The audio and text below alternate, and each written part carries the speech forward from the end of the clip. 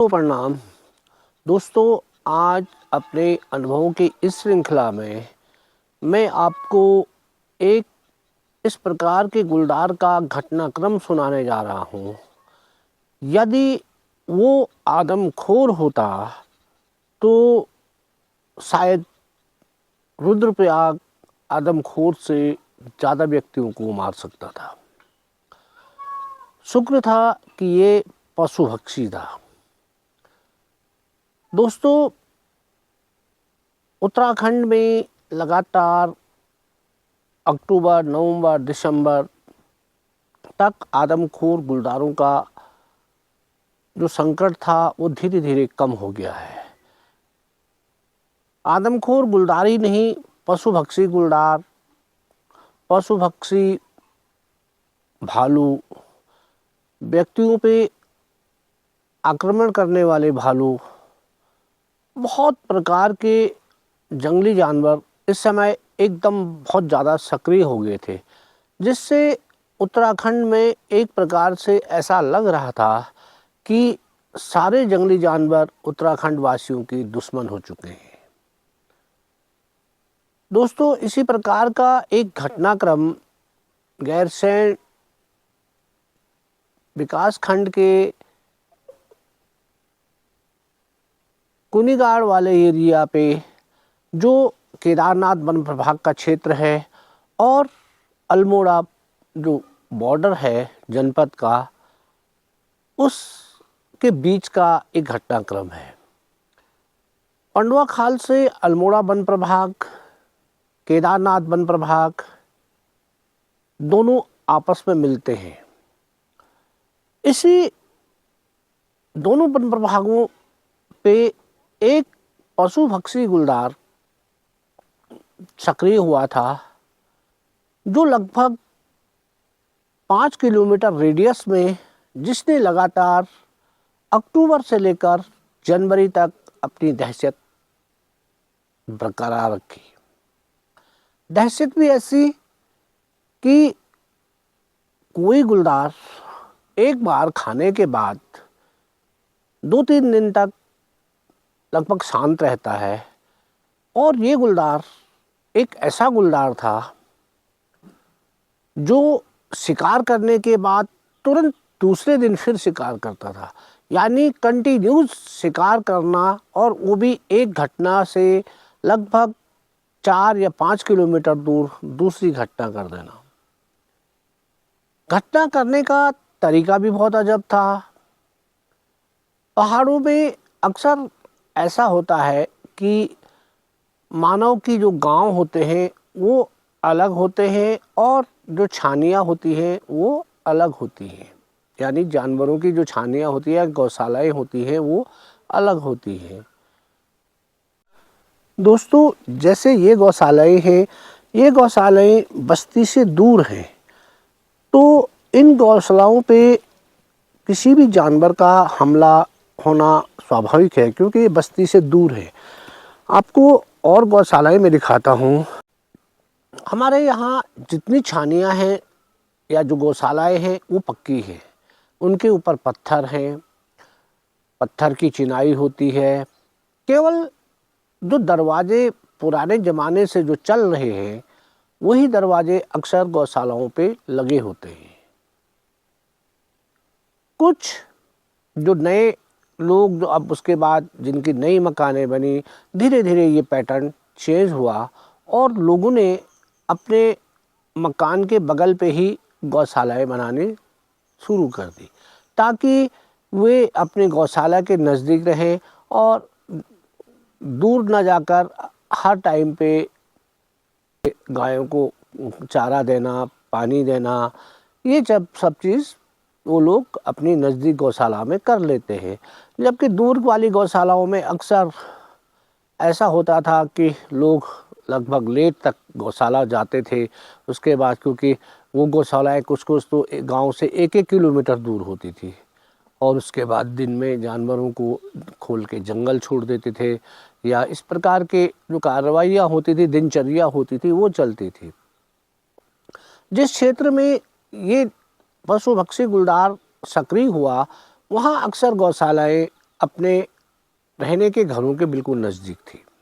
ये सारा एरिया, चाहे वो अल्मोड़ा वन प्रभाग का द्वाराट रेंज वाला हो या केदारनाथ वन प्रभाग का गैरसैंण लोबा रेंज वाला हो या अल्मोड़ा वन प्रभाग का जौरासी वाला एरिया हो, इन रेंज कार्यालयों के जो सारा वातावरण है या जो भूमि है उस पर चीड़ के जंगल है और ये एरिया सब गर्म एरिया है और नीचे वाले एरिया पे यहाँ पूरे आम और कटहल इस प्रकार के पौधे होते हैं। जबकि धीरे धीरे चढ़ाई चढ़ने के बाद ये दूसरे पौधों में ये परिवर्तित हो जाते हैं और ऊपर वाले एरिया पे बांस यानी जिसको ओक कहते हैं और उसकी क्लाइमेट लगभग 1600-1700 मीटर तक पहुंच जाती है। दोस्तों 31 अक्टूबर 2025 को कुनिगाड़ जो गांव है उस गांव पे, क्योंकि ये बहुत नीचे वाले एरिया पे है जहां आम और कटहल होते हैं, उस एरिया पे कुनिगाड़ में धन सिंह का एक परिवार था। उनकी गौशाला बिल्कुल अपने घर के बगल पे ही थी। शाम को दूध दोहने के बाद वो लोग अपने गौशाला के दरवाजे बंद करके रात का उन्होंने खाना बनाया, खाना खाया और वो लोग सो गए। उस समय यहाँ किसी गुलदार का किसी भी प्रकार का कोई भय नहीं था, इसलिए वो लोग निश्चिंत थे। अभी जाड़ा शुरू नहीं हुआ था, इसलिए गौशालाओं पे के जो दरवाजे होते हैं उन पे लोग अक्सर घास आस लगा लेते हैं ताकि गायों को ठंडा ना हो और उनको चारों ओर से बंद करके जो दरवाजे के छेद होते हैं उनको बंद कर लेते हैं ताकि ठंडी हवा अंदर न जाए। परंतु इस समय तक ज़्यादा ठंडा नहीं था। जब सुबह वो लोग उठे तो उनकी जो दुधारू गाय थी उसको दूहने के लिए उनकी मिसेज जब गौशाला का पे पहुंची तो उसने देखा कि गौशाला का दरवाज़ा एक किनारे से हल्का सा खिसका हुआ है और एक लगभग 9-10 फुट का जो खिसकने के बाद दरवाज़ा खिसकने के बाद जो छेद बना हुआ है वो बना हुआ है। उसने दरवाज़ा, क्योंकि इन दरवाज़ों पे लोहे की संगल होती है और उसने संगल से उसको उठा के उसको सीधा किया, बिना सीधा किया वो दरवाज़ा खुलेगा नहीं, इसलिए उसने उसको सीधा किया। दोस्तों ये वाले दरवाजे जो पुराने हैं इन पे ये लोहे की संगल है, जो संगल इसके ऊपर चली जाती है और इसमें एक लकड़ी का ऊपर ये कुंदा है और ठीक इसी प्रकार लकड़ी का एक नीचे जिसको खोद के एक गहरा खड्ड जैसे बना रखा है उसमें फंसा दिया जाता है। इस गुलदार की जो खासियत थी वो इस प्रकार दरवाज़ा दो लगे रहते थे। ये पकड़ दे हुए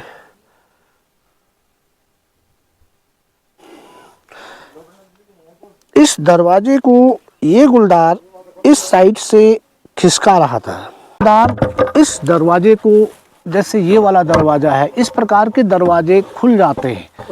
आपको मैं दिखा लूँ,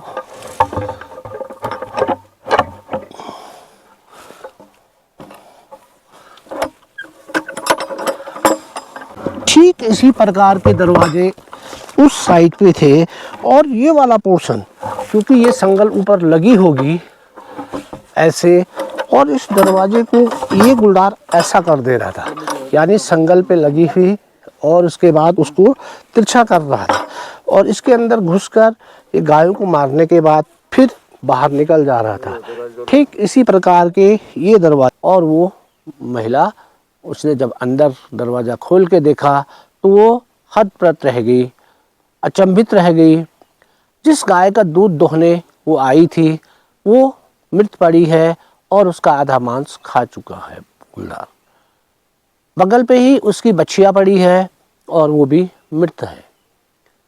तो आप लगा लो, क्योंकि उत्तराखंड में आजीविका का दूसरा साधन पशुपालन है। छोटे बच्चों को दूध देना, जितना दूध बचेगा यदि जिसका बाज़ार नज़दीक है वो बाज़ार में उस दूध को दे देता है, या जिनका बाज़ार दूर है वो लगभग उसका घी बना के, मक्खन बना के उसको बेचते हैं और वो उनकी एक आमदनी का साधन होता है। फिर क्या था, उन दोनों के शव देखकर वो ज़ोर ज़ोर से रोने लग गई। लोग हतप्रत रह गए कि ये सुबह सुबह कौन रो रहा है, क्या हो गया। तो उसके घर वाले तुरंत उठे और जब वो गौशाला पहुँचे तो गौशाला का दृश्य देखकर वो भी हतप्रत रह गए।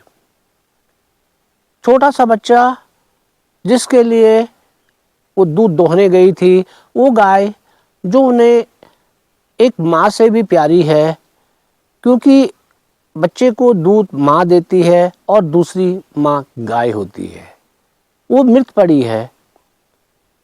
उसका आधा मांस गुलदार खा चुका है। धीरे धीरे ये खबर सारे गांव में फैली और उसके बाद वन विभाग को इसकी सूचना दी गई। बीट अधिकारी कुमारी शशि जोशी जो वहीं नज़दीक में थी, वे घटनास्थल पे पहुंची। उन्होंने घटनास्थल का फोटोग्राफ्स लिया और अपने उच्च अधिकारी आरओ गौड़ साहब को इसकी सूचना दी। दोस्तों, क्योंकि 2 पशु मर चुके थे, इसलिए पूरी वन विभाग ने अपनी कागजी कार्रवाई पूरी की और मुआवजे के लिए इसको जो पत्रावली है वो आगे भेज दी गई। ये घटना दोबारा न हो, इसके लिए कोई इस प्रकार का इंतज़ाम नहीं किया गया, क्योंकि एक फर्स्ट घटना थी, इसलिए सारे लोग शांत हो गए। इसके बाद ये गुलदार वहीं से लगे हुए अल्मोड़ा वन प्रभाग में इसने दस्तक दे दी और 14 नवंबर तक लगभग 3 घटनाओं को इसने अंजाम दिया। सेम घटना, सेम तरीका, वही दरवाजे खिसकाकर अंदर घुसना, अंदर जितने मवेशी हैं उनको मार देना, उसमें से कुछ खा के निकल जाना। अल्मोड़ा वन विभाग ने तुरंत इसका संज्ञान लिया और इसके लिए पिंजरे लगा दिए गए। दोस्तों, ये गुलदार उस समय अल्मोड़ा वन प्रभाग में सक्रिय था, अथवा केदारनाथ वन प्रभाग में कोई घटना नहीं हुई। 14 नवंबर 2025 को अल्मोड़ा वन प्रभाग के वन कर्मियों की सक्रियता, क्योंकि इसने देखा कि यहाँ मूवमेंट ज़्यादा हो रहा है, 14 नवंबर को ये गुलदार अल्मोड़ा वन प्रभाग से निकल करके लगभग 7 किलोमीटर दूर, यदि केवल 7 किलोमीटर जंगल का है, यदि हम बाय रोड देखें तो ये लगभग 15 किलोमीटर से ऊपर का एरिया है।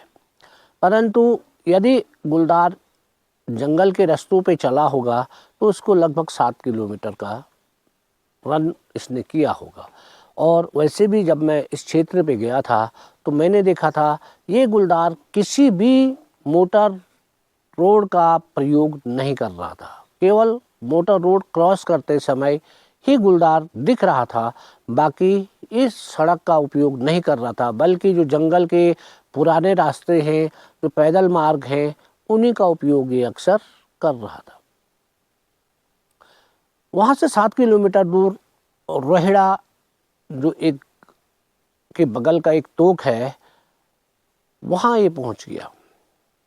वहाँ सेम पैटर्न उसने देखा, किस गौशाले का दरवाज़ा हल्का है और किसको ये खिसका सकता है। खिसकाने के बाद इस गुलदार ने वहाँ पे बसंती देवी की दुधारू गाय को मार दिया। अंदर ही उसका मांस खाने के बाद ये फिर सुबह चुपचाप वहाँ से निकल गया। बसंती देवी जब सुबह अपनी गौशाला गई तो वही दृश्य जो कुनिगार वाला मैं आपको सुना चुका हूँ, गाय मरी पड़ी है, उसका आधा मांस गुलदार खा चुका है। एक किसी को ये आशा नहीं थी कि ये वही गुलदार होगा जो कुनिगाड़ क्षेत्र या अल्मोड़ा वन प्रभाग के भनोटिया या पुराने लोबा वाले गांवों पे जिसने हमला किया।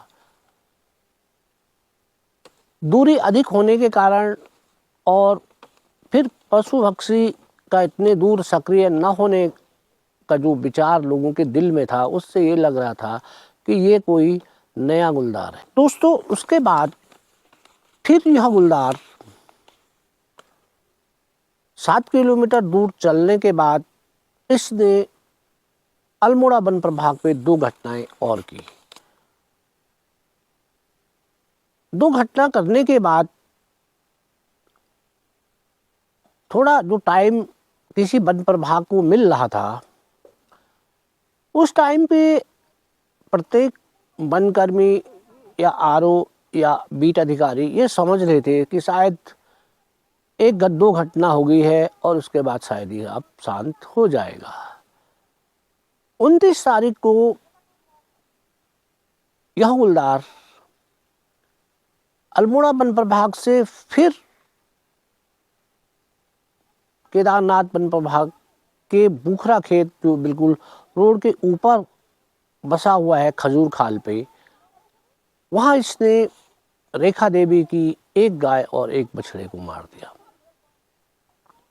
तरीका पहले के जैसा, दरवाजा खिसका के अंदर घुसा हुआ है। जब लोगों ने अपनी गौशालाओं का निरीक्षण किया तो उन्हें ये पता चला कि उससे पहले इसने सारी गौशालाओं को चेक कर रखा था।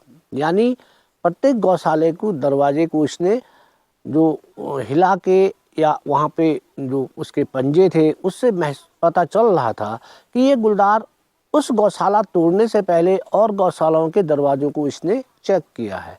शायद वो टूटे नहीं और जो कमज़ोर दरवाजे वाले थे उसको तोड़ने में सफल रहा और इनका एक गाय और एक बछिया इसने मार दी। वन प्रभाग अब सख्ते में था। तुरंत इनको पिंजरे लगाने के लिए इसको पकड़ने हेतु केदारनाथ वन प्रभाग द्वारा भी एक पिंजरा लगा दिया गया।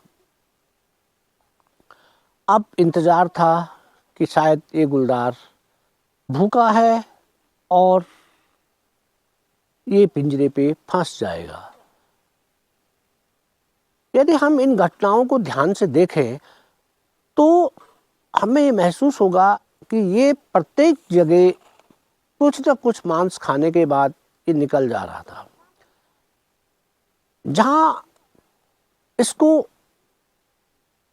समय ज़्यादा मिलता वहाँ ये ज़्यादा खा रहा था और जहाँ समय कम मिला वहाँ केवल 1 या 2 किलो ही खा पा रहा था।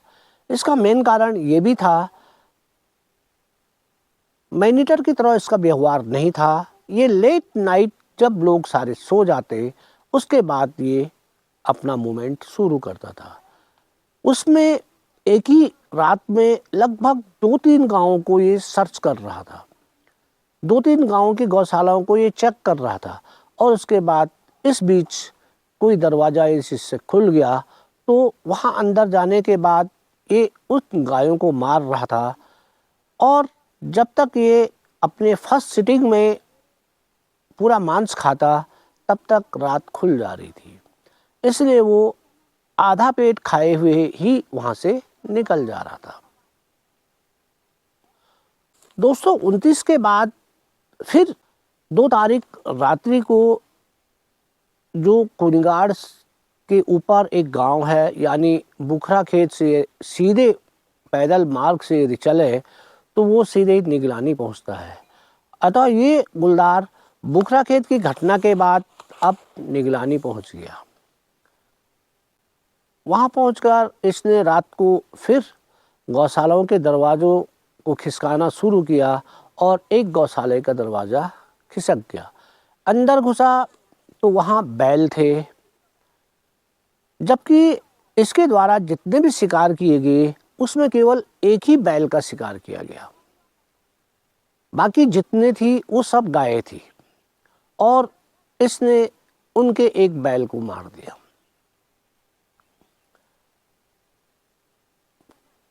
गाय के साथ बैल उत्तराखंड की कृषि के लिए बहुत महत्वपूर्ण है, बशर्ते अब पावर व्हीलर आ चुके हैं। बैलों की संख्या बहुत कम लोगों ने कर दी है, परंतु दूरस्थ क्षेत्रों में जहाँ घास की पर्याप्त मात्रा है या जहाँ जंगल नज़दीक है, वहाँ भी लोगों ने बैल पाले हुए हैं। और पहले तो सारे गांवों में प्रत्येक घर पे बैल होते थे, परंतु अब लगभग एक गांव में एक या दो जोड़ी बैल है और वो इनकी आय का साधन है, क्योंकि सारे गांव के जो खेत हैं यही जोतते हैं और लोग इनको पर डे के हिसाब पे जितने दिन उनका हल लगेगा या उनका खेत जोता जाएगा, उसके एवज में कुछ धनराशि लोग इन हल लगाने वालों को देते हैं। तो उनकी आजीविका का जो साधन है वो बैल भी है। और एक बैल यदि गुलदार द्वारा मारा जाता है तो दूसरा बैल एक प्रकार से बेकार हो जाता है। यदि हम उसकी जोड़ी बनाए भी तो जो बचपन में या जब वो छोटे रहे होंगे उनको जब ट्रेनिंग दी गई होगी, वो ट्रेनिंग और बाद का जो जोड़ा बनाया जाता है उसमें बहुत सारा अंतर हो जाता है। तो वहाँ पे जब इसने नंदी देवी का बैल मार दिया तो बेचारे क्या करते, वही वन विभाग ने फिर फोटोग्राफ्स लिए कागजी कार्रवाई मुआवजे के लिए भेज दिया। दोस्तों, इसके बाद ये घटनाक्रम वन प्रभाग केदारनाथ में रुक गया। कुछ समय के लिए ये घटनाक्रम गैरसैंण रेंज में कम हो गया और फिर कुमाऊं वाले जो वन प्रभाग थे या द्वाराट रेंज वाले पे घटनाएं आरंभ हो गई और यहाँ पे लगभग 9 घटनाएं हुई। 9 घटनाओं के होने के समय पे यहाँ 3 गुलदार, एक भनोटिया में और 2 गुलदार जो गांव का नाम पुराना लोबा है वहाँ पे केस पे बंद किए गए। बच्चा है यहाँ तक कि पुराने लोबे जो गांव है उस गांव में लगे पिंजरे पे एक गुलदार जब केज में गया और उसके बाद उसको रेस्क्यू करके अल्मोड़ा भेजा गया, तो तीसरे दिन दूसरा गुलदार भी उस पिंजरे पे फंस गया। यानी एक ही पिंजरे पे 2 गुलदार फंस गए। जो बाद वाला गुलदार फंसा उसके कैनाइल कुछ मोटे थे, वो एज में ज़्यादा था। आप ये लगा लो केवल 2 किलोमीटर पे और लगभग 15 दिन में 3 गुलदार केज पे चलेगी। इससे गैरसैंण रेंज और द्वाराट रेंज वाले दोनों निश्चिंत हो गए कि ये जो पशुभक्षी गुलदार था शायद ये केस पे चले गया है और ये लोग ये समझ बैठे कि अब एरिया शांत हो जाएगा, क्योंकि एक साथ 3 गुलदारों का केस पे जाना एक बहुत बड़ी बात थी और उसमें से लग रहा था कि जो ये पशुभक्षी गुलदार जो गौशाले तोड़कर गायों को बैलों को मार रहा है शायद ये भी केस पे चले गया होगा। परंतु दोस्तों ऐसा नहीं हुआ। ये गुलदार 20 तारीख दिसंबर को एक बार फिर केदारनाथ वन प्रभाग की सीमा में पहुंचकर इसने कोठा गांव की धर्मा देवी की दुधारू गाय को मार दिया और फिर लगा कि जो गुलदार लोग समझ रहे थे कि शायद पिंजरे पे कैद हो गया है, एक बार फिर वह गुलदार सक्रिय हो गया। फिर सारा वन विभाग महकमा एक बार दोबारा सक्रिय हो गया। 28 तारीख को यह हवलदार कोठा से 1 किलोमीटर दूर कुनिगाड़ तल्ली पहुंच गया। वहां पे उसने 2 गाय और 1 बछड़े को मार दिया। आप लगा लो, केवल बीच में थोड़ा शांत होने के बाद यह हवलदार फिर उसी रफ्तार से सक्रिय हो गया था। परंतु इस समय जो ये घटनाएं कर रहा था, ये घटनाक्रम केवल गैरसैंण रेंज और केदारनाथ वन प्रभाग का था। कुनिगाड़ के बाद यह हवलदार ऊपर जो घाटी वाला एरिया था उससे ऊपर चढ़ा, और यानी जो मैं आपको बता रहा था कि ऊपर वाले एरिया पे जो बांझ और अन्य प्रजाति जो ऊंचाई पे होती है, वहाँ बांझ के जंगलों के बीच बहुत सारे गांव बसे थे, जैसे सिलंगा हुआ, रंगचौड़ा हुआ, उझेटिया हुआ, बदिया सेम है, उसके बाद कोठा है, कल्याणा है और घंडियाली गांव। ये सारे गांव जो है ऊपर की बांझ वाली पैच पे बसे हुए थे। 30 तारीख को इस हवलदार ने राजेंद्र सिंह की जो गौशाला थी उसको तोड़ दिया, और उसके अंदर बंधी हुई 2 गायों को इसने मार दिया, जिसमें एक गाय दूध देने वाली तथा एक गाय ब्याने वाली थी। आप लगा लो, आजीविका के वो साधन जिससे वे अपने बच्चों का पेट भरते थे, उन्हें ये हवलदार लगातार निवाला बनाता जा रहा था। अब तो यहाँ तक हो गया था कि इसकी घटनाओं के बीच की जो अंतर था, जो कुछ दिनों का गैप था, वो बिल्कुल ख़त्म हो गया। और वही साल के आखिरी दिन इसने वहाँ से 1 किलोमीटर दूर जो रंगचौना गांव है, वहाँ रोड के किनारे एक जो गौशाला थी, उस गौशाला पे इसने 3 गायों को मार दिया, जिसमें 2 गाय और 1 बछड़ा था। जब लोगों ने सुबह वन विभाग की टीम को इसकी सूचना दी, तो वन विभाग की टीम थोड़ा लेट से वहाँ पहुँची। उस समय इनके जो आर.ओ. गौड़ साहब हैं, उनके पास गोपेश्वर वन प्रभाग के गोपेश्वर रेंज का चार्ज भी था, और वहाँ पर भालू सक्रिय था। अतः ये पूरा रेंज डिप्टी रेंजर रावत के नेतृत्व में काम कर रहा था। जब ये टीम वहाँ पहुँची तो गांव वालों ने इनको रस्सियों से बांध दिया, जिसकी वीडियोस और पेपरों में जो बहुत हाईलाइट हुआ। और इसी को देखते हुए उच्च अधिकारियों ने तब इसका संज्ञान लिया।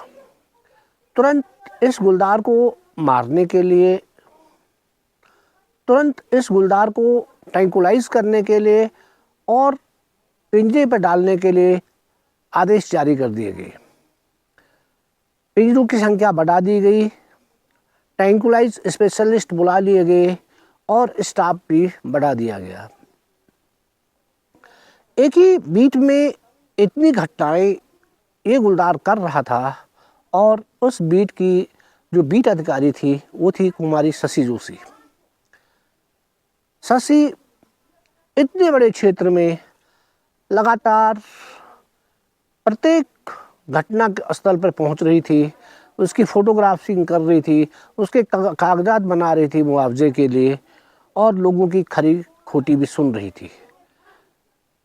इस प्रकार के बीट अधिकारी जिसके द्वारा केवल यहाँ पे एक घटना हुई थी जिसमें फॉरेस्ट वालों को लोगों ने बांधा था, और उसके बाद इन्हें छोड़ दिया गया जब उच्च अधिकारियों ने इसका संज्ञान लिया। एक छोटा कर्मचारी कर ही क्या सकता था जब तक उच्च अधिकारी आदेश न दे। उसके बाद यहाँ पे बहुत सारे पिंजरे पहुँच गए, और पिंजरे बहुत भारी थे और ये गुलदार कहीं भी सड़क पर केवल रंगचौड़ा वाली घटना इसने रोड पे की थी, बाकी घटनाएं ये रोड से दूर कर रहा था। तुरंत वहाँ पे पिंजरा लगा दिया गया, परंतु ये गुलदार आवश्यकता से अधिक चालाक हो चुका था। इतनी घटनाएं करने के बाद जब भी वो देखता कि यहाँ पे बहुत सारा मूवमेंट हो चुका है, बहुत सारे लोग आ गए हैं, तो वो मेरे शिकार को शायद वहाँ पे नहीं रखेंगे, इसलिए ये वहाँ से उसी समय मूव कर लेता था। केवल 4 दिन का समय इसने उस क्षेत्र पे लिया और उसके बाद उसी रंगचौड़ा के ठीक सामने घनियाली गांव था, जो यदि पैदल मार्ग से देखें तो 1.5 किलोमीटर है।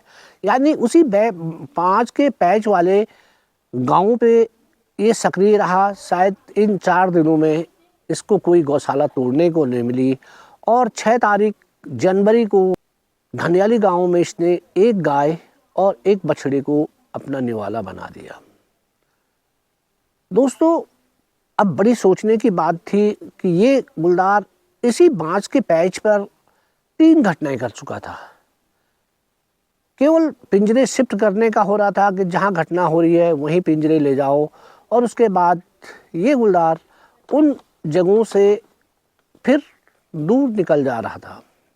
दोस्तों, 6 तारीख को इसने जब घनियाली गांव पे हमला किया और उसके बाद एक गाय एक बछड़े को मारा, तो वहाँ पे जन समुदाय की ज़्यादा आवाजाही को देखते हुए यह उसी दिन, मेरे को लग रहा है ये दिन में भी जंगल के रास्ते चल रहा था, ये खजूर खाल के ऊपर होते हुए, क्योंकि खजूर खाल एक ऐसी जगह है जहाँ से कुनिगार को रास्ता जाता है, कल्याणा को रास्ता जाता है, गोगना को रास्ता जाता है, रंगचौड़ा के लिए, सिलंगा के लिए, सारे रास्ते उस एक जो ऊंची धार है वहाँ से निकलते हैं। वहाँ से होते हुए ये फिर कोठा पहुँच गया, जहाँ इसने पहले 20 तारीख दिसंबर को जो घटना की थी।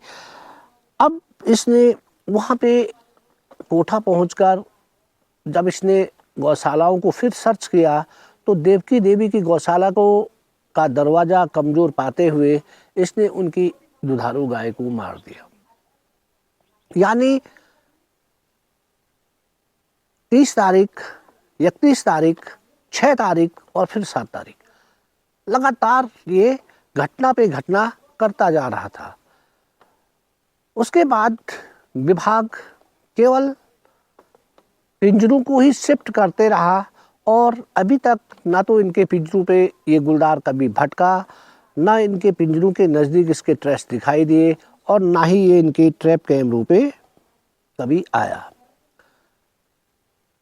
ठीक कोठा की घटना के बाद, ठीक कोठा के सामने, यानी हमारे जनपद चमोली का अंतिम गांव है तिमिल पानी, जो कोठा ग्राम सभा का ही एक गांव है।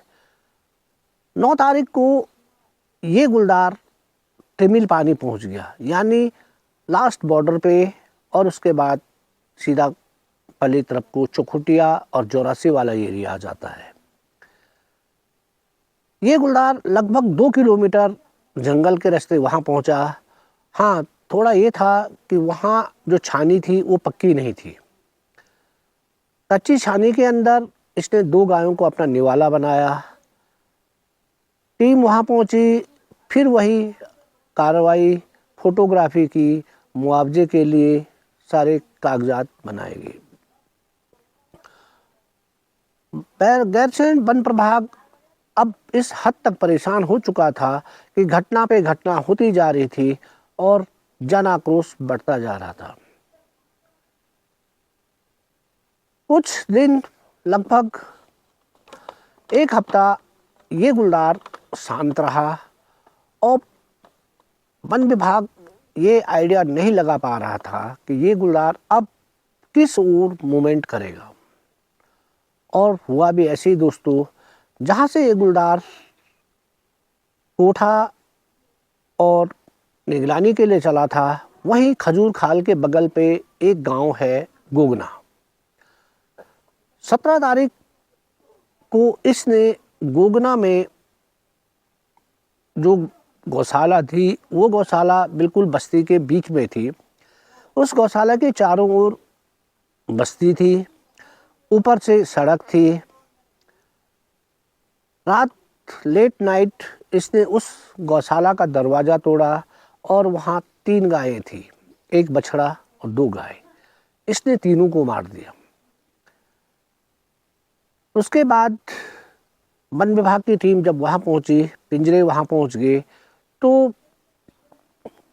आरओ गैरसैंण शायद उच्च अधिकारियों से संपर्क करने से उन्हें ये हुआ कि आप किसी अनुभवी शिकारी का अनुभव क्यों नहीं लेते हो इसमें। आरओ गैरसैंण द्वारा मुझसे संपर्क किया गया और उन्होंने कहा कि जो पशु पक्षी गुलदार उनके क्षेत्र में सक्रिय है, उसको ट्रैंकुलाइज और केस करने के आदेश प्राप्त हैं।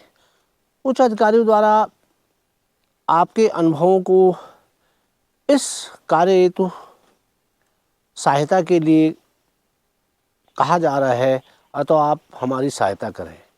मैं सहज तैयार हो गया और दोस्तों 18 तारीख लगभग शाम के समय मैं कुनिगाड़ के गोगना क्षेत्र पे पहुंच गया। सबसे पहले स्थलीय निरीक्षण में मैंने पाया सड़क के किनारे एक गौशाला है, उसके बगल पे रिहायशी मकान है। सड़क के ऊपर जो गोस्वामी थे उनकी मकान है। रात को गौशाला के पीछे सड़क पे 2-3 गाड़ियां खड़ी रहती हैं। सौर ऊर्जा की लाइटें उस गौशाला के ऊपर रोड पर 2 लाइटें लगी हुई हैं और उसके बावजूद भी इस गुलदार द्वारा इस गौशाले के दरवाजे को तिरछा करके अंदर गया और यहाँ पे 3 गायें थी, तीनों गायों को इसने मार दिया है।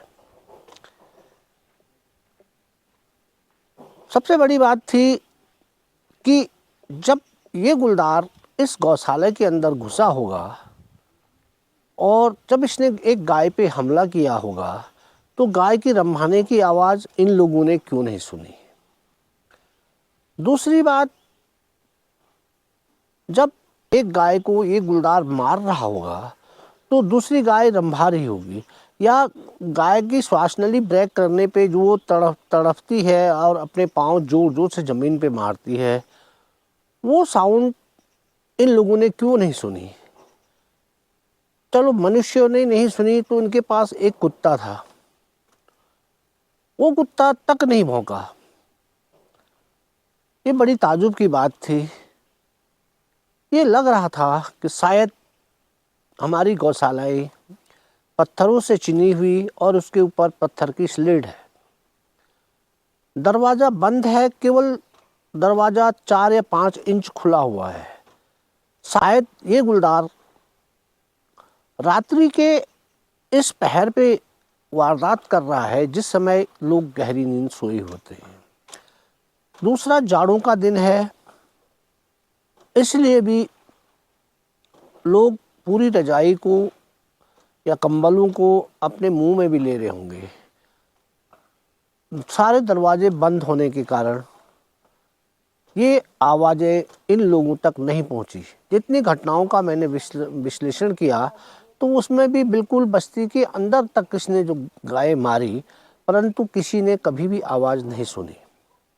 मैंने बीट अधिकारी शशि जोशी से भी पूछा तो उन्होंने बताया कि उन्होंने सब जगह पूछा, परंतु किसी भी व्यक्ति ने आज तक गाय रंभाने की या तड़फने की आवाज़ नहीं सुनी। दोस्तों, हमारे पास ट्रैंकुलाइज स्पेशलिस्ट बिष्ट जी भी थे, अतः 2 गायें इनके द्वारा सुबह दफना दी गई थी। केवल एक बछड़ा वहाँ पे रखा हुआ था। वहीं पे दूसरी गौशाला की जो छत थी, उस छत पे हमने बैठने के लिए बनाया और यदि ये गुलदार इस बछड़े पे आता है तो इसको ट्रैंकुलाइज किया जा सकता है। और इसके पाँव पे एक घंटी बांध दी, यदि गुलदार इसको हिलाए तो हमें संकेत के रूप में ये मिल जाएगा, ये आवाज़ से हमें पता चल जाएगा कि गुलदार उस शव पे पहुंच चुका है। वन विभाग ने पिंजरा वहीं पे रखा था। मैंने तुरंत उस पिंजरे को वहाँ से 500 मीटर दूर एक जो रास्ता जंगल से आ रहा था और संभवतः जिस रास्ते पे कल गुलदार इस छानी तक पहुँचा था, उस रास्ते पे लगवा दिया। और दोस्तों, क्योंकि हमने आज तक आदमखोर गुलदारों का ही अध्ययन किया था और पशु पक्षी के बारे में हम लोग उतना नहीं जानते थे। ये था कि पशु पक्षी सामान्य गुलदार की तरह लेट नाइट आएगा, अतः हम लोग खाना खाने लगे। खाना खाने के बाद स्टाफ बहुत अधिक था। फॉरेस्ट की गाड़ी कपड़े लेने के लिए नीचे गई और रास्ते में ही उनको पिंजरा पड़ता था, अतः वो पिंजरे को देखते हुए जब निकल रहे थे तो उन्होंने देखा कि पिंजरे का शटर डाउन है। वो लोग वहाँ पे पहुँचे तो उन्होंने देखा कि गुलदार पिंजरे पे फंसा था, परंतु उसने जो पिंजरे की आगे की जो सरिया थी वो तोड़ दी और वो वहाँ से निकल चुका है। उन्होंने इस मैसेज को हमें दिया और हमने देखा कि वास्तव में ये गुलदार लगभग 1 घंटे तक इस पिंजरे के अंदर बंद रहा। 2 बार इसने वहाँ टॉयलेट की और उसके बाद पिंजरे के दरवाजे तोड़ने में ये सफल रहा और एक 8 या 10 इंच के जो छेद उसने बनाया पिंजरे के 2 सरिया तोड़ के, उससे ये बाहर निकल चुका था। अब हमें संभावना थी कि शायद इतने देर तक इस पिंजरे को तोड़ने में इसने सफलता प्राप्त की, अब ये शायद उस शव पे नहीं लौटेगा। बीट अधिकारी शशि जोशी को हमने 2 ट्रैप कैमरे उनके पास थे और 1 ट्रैप कैमरा मैं ले गया था। तीनों ट्रैप कैमरे इसके जो रास्ते आने वाले रास्ते थे उन रास्तों पे लगा दिए गए। और दोस्तों, उसके बाद हम लोग जो हमने बैठने की जगह बनाई थी जहाँ से इस गुलदार को ट्रैंकुलाइज किया जा सकता था, वहाँ बैठ गए। लगभग 11:52 पे ये गुलदार फिर उस शव पे लौटा, परंतु लाइट की कमी के कारण ये ट्रैंकुलाइज नहीं हो पाया और गुलदार भाग निकला। उसके बाद लगभग रात के समय ये वहाँ से 1.5 किलोमीटर दूर बुखरा खेत पहुँचा। वहाँ की छानियों को चेक करने के बाद ये वापस 3:52 पे उस शव की ओर फिर लौटा। ये समय हमको जो हमारे ट्रैप कैमरे थे, जहाँ हमने सुबह ट्रैप कैमरों को चेक किया, तो उन ट्रैप कैमरों पे इसकी पहली बार एक फोटोग्राफ्स आई थी।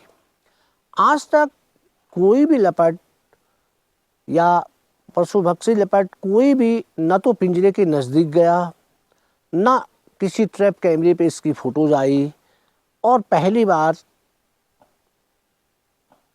गुलदार केज पे फंसा, भाग निकला, शव पे लौटा, ट्रैंकुलाइज नहीं हो पाया और ट्रैप कैमरे ने इसकी फोटोग्राफ्स खींची। इन फोटोग्राफ्सों को देखने पर ये साफ लग रहा था कि यह एक 5 या 6 साल की फीमेल है, मादा गुलदार है। परंतु जब हमने शशि जोशी से ये सारी फोटोग्राफ्स मांगे, जिन जिन घटनाओं की तारीख वाइज डिटेल जब हमको मिली, तो उनका विश्लेषण करने के बाद, उनको जीपीएस मैपिंग पे डालने के बाद मैं बहुत दुविधा में पड़ गया, क्योंकि जो घटनाएं थी वो घटनाएं यदि हम तिमिल पानी से और वहेड़ा तक की दूरी लें तो लगभग 10-15 किलोमीटर है, और ये गुलदार, मादा गुलदार, इतने लंबे रूट पे नहीं चल सकती है। थोड़ा शक की बात ये हो रही थी कि जब इसने 9 तारीख को तिमिल पानी पे एक गाय को मारा था तो वहाँ पक्की छानी नहीं थी, बल्कि बांस के डंडों से बनाई गई एक शेड था, उसके अंदर ये गाय थी। सारी गौशालों का ये दरवाज़ा तिरछा करके अंदर जा रहा था, परंतु ये जो शेड था ये कच्चा था। इसमें जो गाय मारी गई उस गाय को खाने का पैटर्न और गायें जो गौशाला में मारी जा रही थी, उनके खाने के पैटर्न को देखकर लग रहा था कि तिमिल पानी वाला जो गुलदार जिसने गाय मारी है वह मेल है। ये अक्सर पीछे से खाना शुरू कर रहा था, जबकि उसके द्वारा उस गाय को आगे से खाया गया था। कुछ गुलदारों का जो खाने का पैटर्न होता है, वो पैटर्न भी इनकी पहचान का एक मुख्य जरिया है। गुलदार किस प्रकार का पैटर्न में खा रहा है, उससे भी आप गुलदारों की पहचान कर सकते हैं। इसलिए मुझे लगा कि तिमिल पानी में जो गुलदार सक्रिय है वो मेल है। फिर दूसरा शक मुझे ये हो रहा था कि रोहिड़ा तक ये गुलदार कैसे पहुंच रहा होगा। यदि ये फीमेल है तो इसको रोहिड़ा तक नहीं पहुंचना चाहिए था। बीट अधिकारी से पूछने पे मुझे पता चला कि रोहिड़ा में जिस गाय को गुलदार ने निवाला बनाया था वो गौशाला तोड़ के नहीं बनाया था, बल्कि वो गाय क्योंकि गौशाला के बाहर बंधी रही होगी और उस दिन उनके गांव में या उसी परिवार में किसी व्यक्ति की डेथ हो गई थी। लोग उसके शव को जलाने के बाद जब शाम को घर पहुंचे तो ये लोग उस गाय को अंदर बांधना भूल गए और शायद संभवतः वहाँ कोई गुलदार रात को विचरण किया और उसने गाय को बाहर बंधा हुआ देखा तो उसने उस गाय को मार दिया। यानी रोहिड़ा और तिमिल पानी जो दोनों गायों को मारा गया, वो इस गुलदार द्वारा ये घटनाएं नहीं की गई, क्योंकि यहाँ कोई दूसरा गुलदार भी हो सकता था। अब जब ये दोनों चीज़ें स्पष्ट हो गई, तब मुझे लगा कि जो हम कह रहे थे, क्योंकि एक तो हम इस गुलदार को देख चुके थे, एक इसकी फोटो ट्रैप कैमरे पे आ चुकी थी, उसमें ये साफ फीमेल लग रही थी। जब ये दो घटनाएं मुझे स्पष्ट हो गई तो हमें ये निश्चित हो गया कि ये एक मादा गुलदार का काम है जो 3 किलोमीटर रेडियस पे ही काम कर रही थी, ना कि तिमिल पानी और रोहिड़ा वाले मिलाकर यदि हम देखें तो लगभग 7 किलोमीटर रेडियस से ज़्यादा का एरिया था। दोस्तों, उसके बाद सुबह हमें मैसेज हुआ कि बुखरा खेत में भी ये गुलदार रात को आया था और इसने गौशालाओं में जो जाड़ों के दिनों में जो घास लगाई जाती है उसको इसने निकाला था, और वहाँ सफलता न मिलने के बाद फिर ये उस शव की ओर लौटी थी, परंतु वहाँ हमारी गतिविधियाँ देखने के बाद ये वहाँ से निकल चुकी थी। सवेरे आरओ से हमने और पिंजरों की मांग की और नीचे कुनिगाड़ में लगे हुए एक पिंजरे को हमने खजूर खाल, जहाँ पर लगभग चारों ओर रास्ते जा रहे थे, उसके पैदल बटिया पे उस पिंजरे को इंस्टॉल कर दिया। पिंजरा मजबूत लोहे का था और उसको नीचे गाड़ने के बाद एक गुफा जैसे उसको नुमा वो दिख रहा था, यानी पिंजरा बहुत सटीक जगह पे और बहुत अच्छी तरीके से लगा दिया गया था। जो पिंजरा गुलदार ने तोड़ा था उसको रिपेयर कर दिया गया और उसको उसी स्थान पर इंस्टॉल कर दिया गया जहां वो पहले लगा हुआ था, परंतु इस पर इस गुलदार के फंसने की संभावनाएं नहीं थी, क्योंकि गुलदार हमेशा गलतियों से सीखता है। अतः उसी जगह पर यदि वो पिंजरा फिर लगा हुआ है तो लग रहा था कि वो उसके अंदर अब नहीं जाएगा।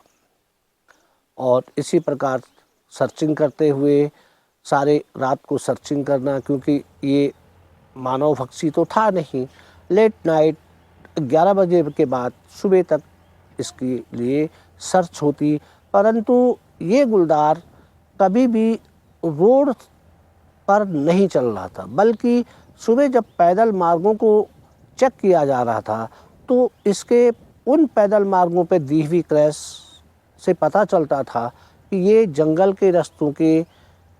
जंगलों से चलकर पैदल रास्तों के द्वारा गाँव को ट्रैक कर रहा है। दोस्तों, 20 तारीख को ये गुलदार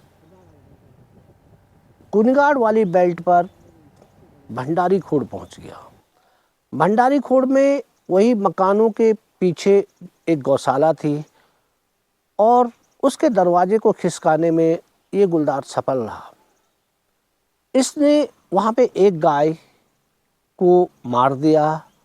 उस गाय के 2 बछड़े थे, एक बछड़े को इसने घायल कर दिया और एक को अंदर बैठकर पूरी तरह खा गया। यानी एक सर और केवल जो पाँव के 2-3 टुकड़े थे वही बचे हुए थे। इससे लग रहा था कि इस गुलदार को खाने का पर्याप्त समय यहाँ मिला, इसलिए ये पूरे बछड़े को खा गया।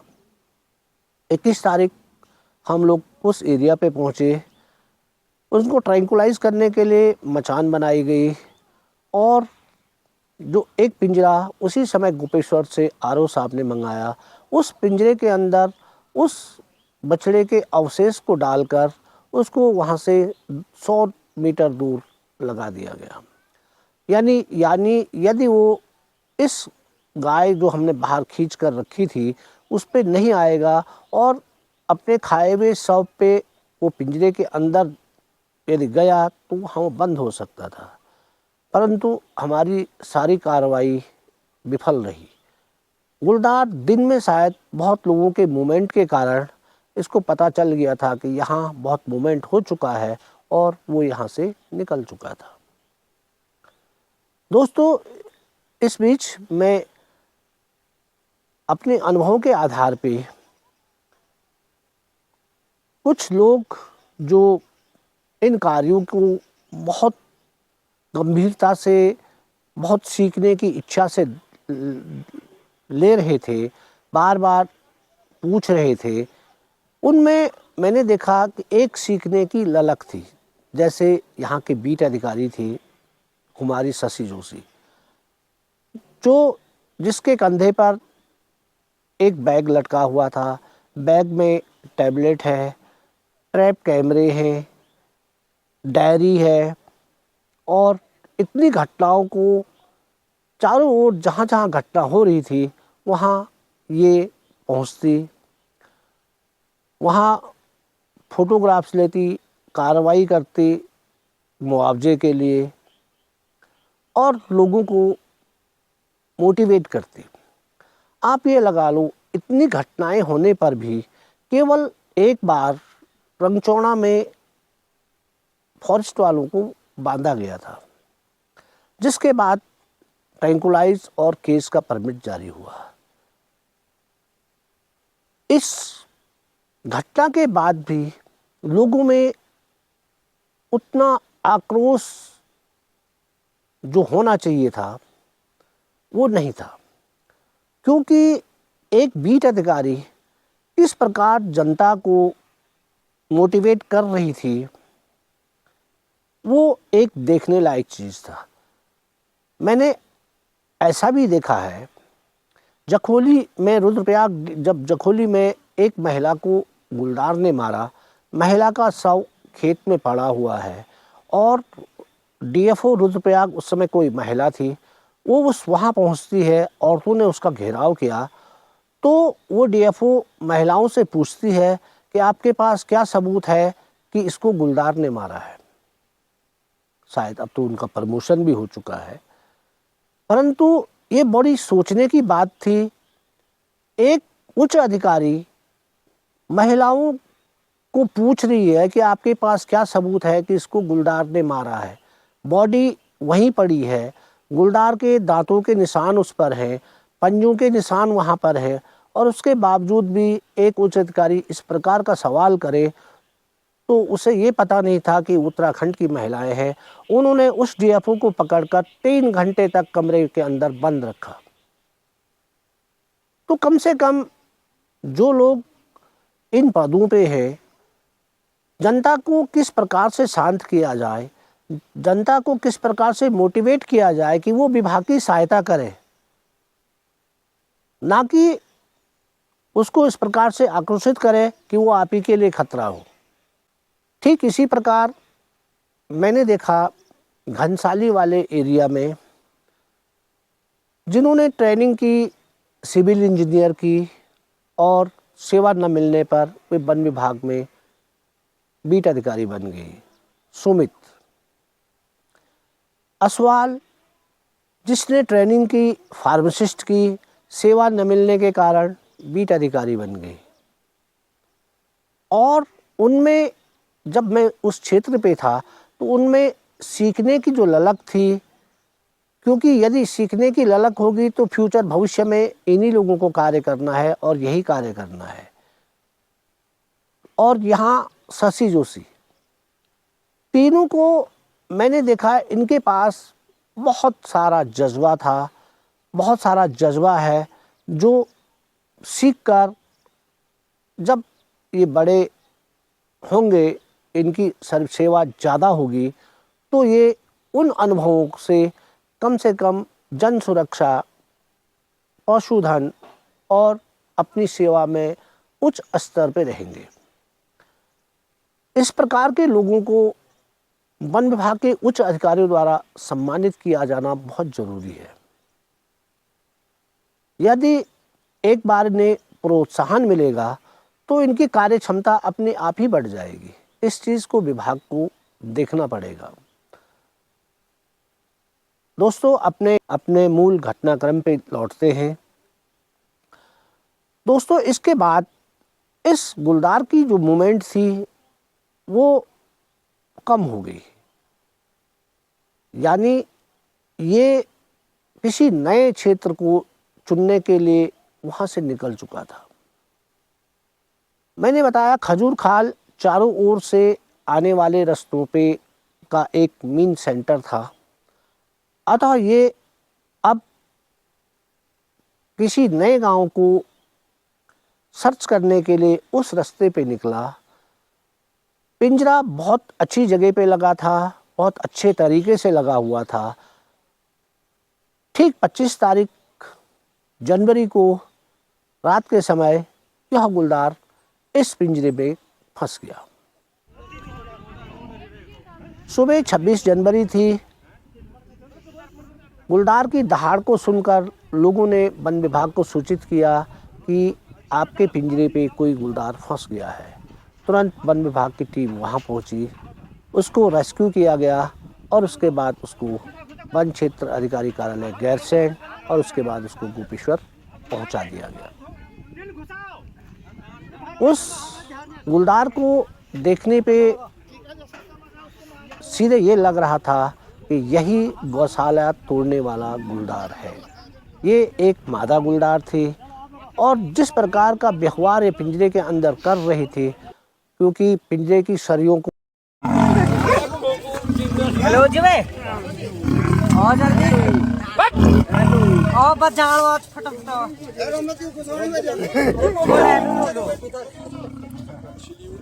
घुराड़ो क्यों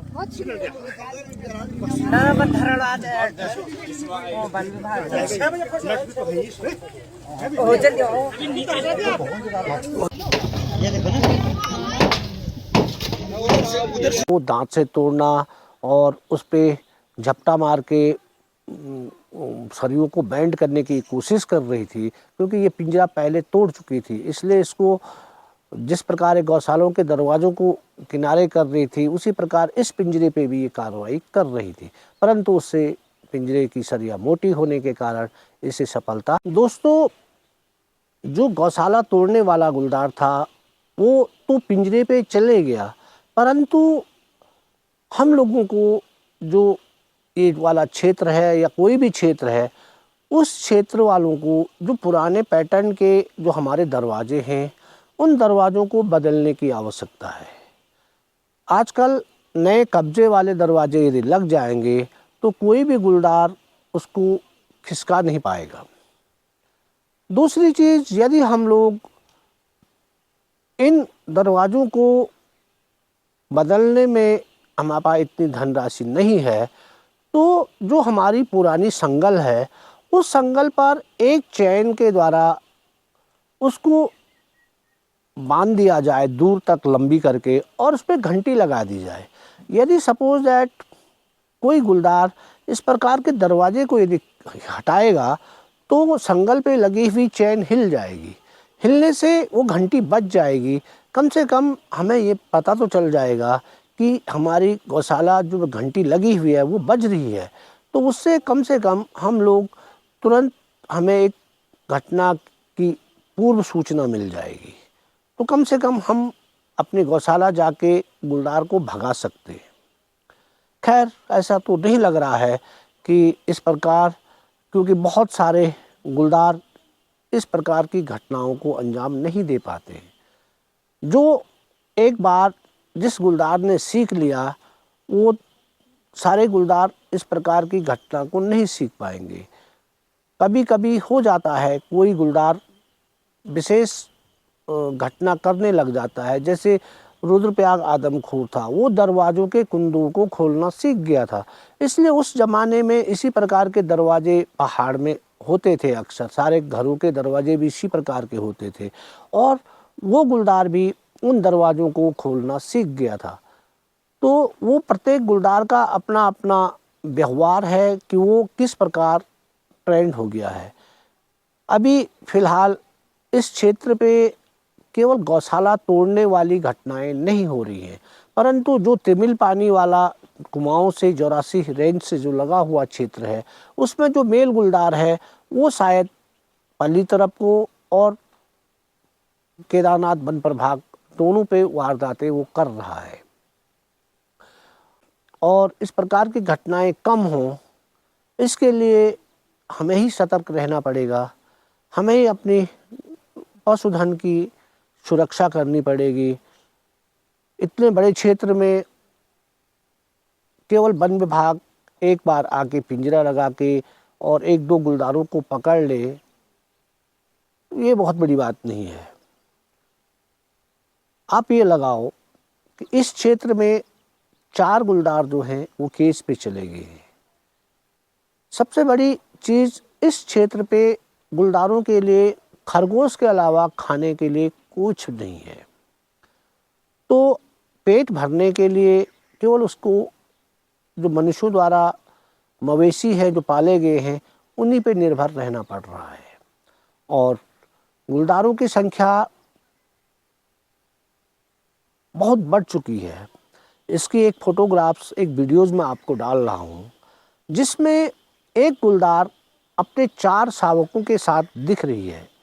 ये वीडियोज़ अल्मोड़ा का है, जहाँ हम लोग ये सोचते थे कि गुलदार 2 या 3 बच्चों को ही जन्म देता है जिसमें से केवल 2 ही जिंदा रहते हैं, परंतु उत्तराखंड में इस समय इस परिवर्तन के कारण गुलदार 4-4 बच्चों को जन्म दे रहा है और चारों के चारों बिल्कुल स्वस्थ हैं। इससे साफ लगता है कि गुलदारों की संख्या 2276 न हो करके लगभग 8000 से ऊपर है और ये वृद्धि निरंतर हो रही है।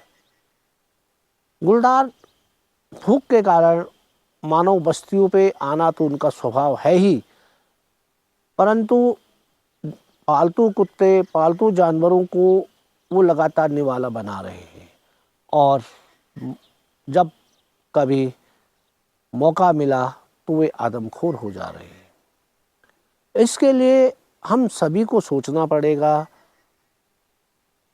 गुलदारों को जहाँ घनत्व ज़्यादा है उन गुलदारों को वहाँ से हटाना बहुत ज़रूरी है, दूसरी जगह उनको शिफ्ट करना ज़रूरी है, परंतु ध्यान रहे पशु भक्षी गुलदार ज़्यादा दिन तक किसी पिंजरे में न रखा जाए। आपको रिलीज़ करना है तो बहुत जल्दी रिलीज़ कर दें।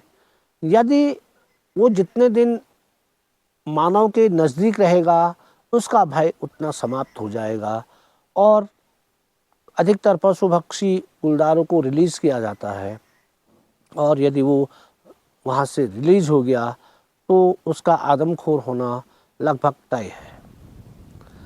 इसीलिए विभाग से भी मेरी एक अपील है कि केस पे या रेस्क्यू सेंटर में इन गुलदारों को ज़्यादा समय तक न रखा जाए जिनको रिलीज़ किया जाना है, ताकि वो मनुष्य की गतिविधियों का उसे ज्ञान प्राप्त न हो।